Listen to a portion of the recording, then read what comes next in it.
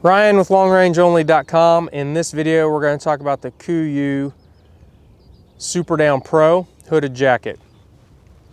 I've tried a lot of insulation jacket, insulation pieces, insulation jackets, down jackets, synthetic down jackets, and I'm very cold. It's hard to keep warm when the temperatures drop for me, so I've been all over the place with them, and the saying "there is no free lunch" has never applied more than it does to the insulation world. For even in down, the more warmth it's going to provide, the heavier it's going to be. Obviously, you're going to have more down in it. So there's a lot of options in this area. And if I could only have one of everything that I've tried, if I could only have one down jacket, this would be it. It's not going to cover every single base for everyone, but if I could only have one down jacket, this would be it. And I've tried almost all of them out there. And so we'll go through what sets it apart from the others. It has 5 ounces of 850 down fill. It's got a 30D face fabric, so it's a heavier face fabric and has double the insulation of the Kuiu Ultra down. So it's only a few ounces heavier. The face fabric doesn't add a whole bunch, and then obviously the double down adds, 2.5 ounces. So I wouldn't say it's, you can't really say it's double the warmth, but it does add about 10 to 15 degrees of comfort for me. Now, when you compare it to some of the other jackets out there, obviously, when you're talking about a 13-ounce garment with 5 ounces of fill, they're all going to be relatively the same. So realistically, when you're talking about an apples to apples comparison, what separates this apart from the others for me is realistically the fact that I really like the Kuiu gear, and I like to match my camo. I don't always have, some of my garments are solids and some are camo, but it does have a chest pocket here, which I really like, but that, a lot of the others you can get chest pockets. Some of them will eliminate the chest pocket, which I don't like because I do use it. And then it's got hand pockets down here, which are zippered hand pockets, which I would consider standard. It does have pit zips, which is very nice. Some of the others will eliminate that. Now, it's not hugely useful because you're not going to be pounding out miles in this jacket. You're going to overheat in it even at 20 degrees if you're actually moving 5 miles with a 50-pound pack. But it is nice in certain situations, like you're glassing and you want to move 200 or 300 yards and a half mile, whatever, a short distance, you can undo these, and you're not going to have to take the garment off, and you're not going to overheat in that short distance. So then you can just zip them back up when you're glassing.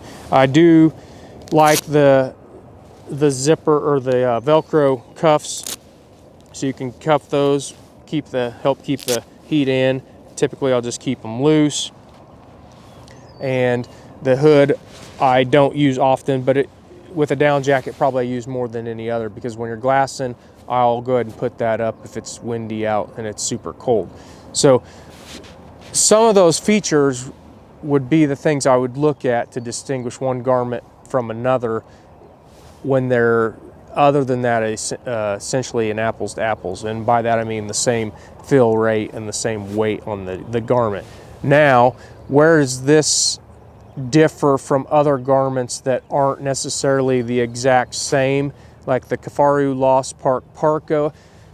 It is pretty much double the weight of this, and in my opinion, in my unscientific testing, they're about the same warmth. I can stay comfortable to the same temperatures in both.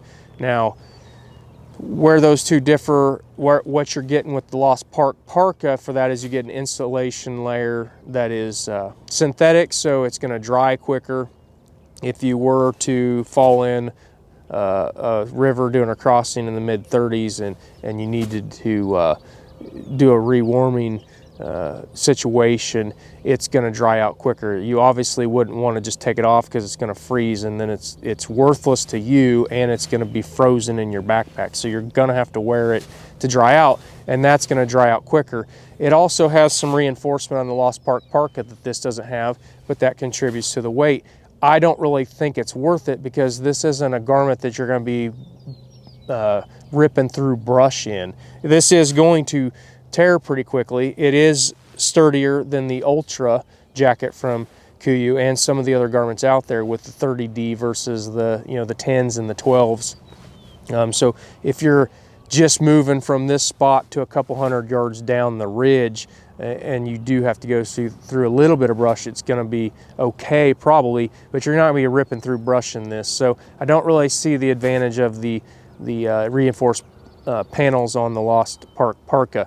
And then the heavier jacket from First Light, I think, is something that someone would want to compare when they're talking about insulation pieces, and it's almost double the weight with double the insulation. And I've thought about that, getting that, and I have not tried it, but for me, when I really consider what I'm getting, I don't think it's worth it. And I am a person, like I said, it's hard to keep me warm, so it is something I consider it often. But I think ultimately for me, and what I'm going to try the next couple years to see if it actually does pan out. And I've done this last year when it got into the single digits, and so far it's worked well. When I combine this with the Kenai Ultra from Kuiu, I get relatively the same warmth that I would as double the insulation of this. Now obviously I don't think that the Kenai is quite as warm with the synthetic insulation as the same weight down, but I get a 30 ounces worth of garment and I get roughly double the warmth of this. It lets me go from, this is probably comfortable for me with the proper layering system into the mid 30s, and with the same layering system and adding the Kenai, I can get down into the single digits and be relatively comfortable. It's not going to be something I'm going to want to hang out in, but that's hunting, right? We've got to make sacrifices. So I think this combined with another heavy mid insulation layer like the Kenai Ultra is a lot more versatile. It gives you roughly the same warmth, but you can swap them out depending on temperature and have, like I said, a more versatile. So if it's only 30, you can use that jacket versus that down jacket with the 10 ounces. You can really only put that thing on when it's super cold. So this is the layering system I'm going to run for a couple years. So, and I address that because I know there's going to be a lot of new guys trying to decide, do I want that 30 ounce jacket with 10 ounces of down, or do I want to go with something that's half the weight and half of the fill weight of down? I'm going to tell you that I would rather have two garments, no matter what that system looks like for you. Like I said, I'm going to use this in combination with the Kenai, and then obviously some base layers and mid layers, and give that a try for a couple years. Like I said, I've already been using it and it works very well. So let's go ahead and rehash and then wrap this up. Right in the 14 ounce range. It does weigh what the advertisement is. It's got 5 ounces of 850 plus down fill. It does have the pit zips. It does have a chest pocket, which I really prefer. I don't think I would use a jacket without it. And then obviously it's got the hand pockets here that are zippered to help keep the weight in. Like I said, it's very warm for the weight, and it adds versatility. If you need something that's crazy warm, you can just add another piece of layering system, as opposed to just buying one garment that's gonna pin you down to only be able to use when it's super cold. So I think this is a piece that you definitely need to be looking at in your layering system for that outer warming piece, the piece that's going to keep you the most warm. Like I said, there's several options, but I do think it adds some versatility over some of the warmer options. I do think that with the hydrophobic down, you're going to be better off in a rewarming situation with a fully synthetic, but let's be honest, when you're putting this jacket on, you're probably not going to be dealing with actual water. It's going to be snow and solid ice, and you're probably not going to have to deal with that anyway. So it's not something I would place at the top of my list, which puts me back to down. And I've tried those synthetics before. So if you're looking for an outer layer, this is something you should consider. Take a look at the Kuiu Super Down Pro. We'll have a link in the description below to a thread on longrangeonly.com where you can ask me any questions and we can talk about this garment. If you're not a member on longrangeonly.com, it's quick and easy to set an account up. It's free. We'd love to have you. Please like the video, subscribe to our YouTube channel, and turn on notifications.